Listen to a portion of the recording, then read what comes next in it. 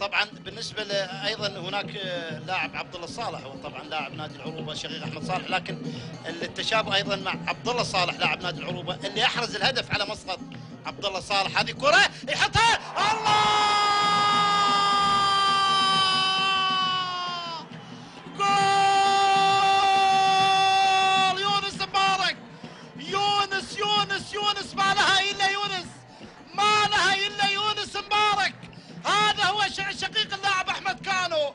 يونس مبارك كره كره كره كره جميله، يا سلام على الهدف، يا سلام. والله انا كمعلق المباراه باقتني فعلا، باقتني، مش يعني باقت احمد الخاطري حارس النهضه، باقتني انا كمعلق. شوف الكوره، شوف الرسمه، شوف سعد السهيل، وشوف هذه الكوره ما يحطها الا الكبار يا كبير، ما يحطونها الكبار يلا كبير. يونس مبارك شوف شوف شوف على الطاير وشلون حطها، وشلون حطها يا يونس، حطها على الطاير. شوف ابدا والله لمسه على شمال احمد الخاطري، لا والله ما تلام يا الخاطري، والله ما تلام يا الخاطري في هذه الكره ابدا.